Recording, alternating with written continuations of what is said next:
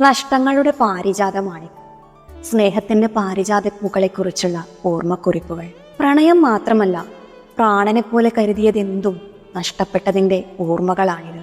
മനസ്സിനകത്ത് സദാ നമ്മെ കാർന്നു തിന്നുന്ന അർബുദം പോലെ ഓർമ്മകൾ ഉണ്ടായിരിക്കും. നമ്മൾ കരയുമ്പോൾ അദൃശ്യമായൊരു നിലാച്ചിരിയോടെ അവർ വരും. ഓരോ കുടന്ന വായുവിലും ഓരോ പ്രാണശ്വാസത്തിൻ്റെതായ ഘടകം അവരുടെ ഓർമ്മകളാണെന്ന് നമ്മൾ തിരിച്ചറിയും. പാരിജാതങ്ങൾ പൂക്കുന്ന മണം നമ്മെ ഉന്മത്തരാക്കും.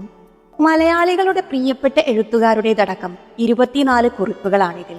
സാമ്പ്രദായിക രീതി പിന്തുടരാതെ ഈ പുസ്തകത്തെ ഇങ്ങനെ ഒരുക്കിയെടുത്തത് ഇന്ദുമേനോൻ എന്ന എഴുത്തുകാരിയുടെ കരുതലോടുകൂടിയ ഇടപെടലൊന്നുകൊണ്ടാണ്. അവർ വിട്ടൊഴിയുമ്പോൾ നമ്മൾ പ്രാണൻ പകുക്കുന്നു എന്നാണ് ഇതിലെ ആദ്യ ഭാഗത്തിന്റെ പേര്.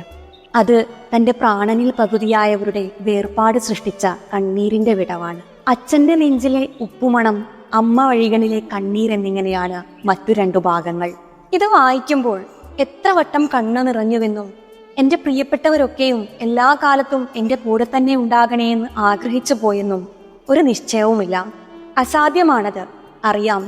വിരഹവും കണ്ണീരും വേർപാടുമൊക്കെ ജീവിതത്തിന്റെ അനിവാര്യതകളാണ്. എപ്പോൾ വേണമെങ്കിലും അടർന്നു വീണേക്കാവുന്ന പാരിജാത പൂക്കളാണ് നാം ഒക്കെയും.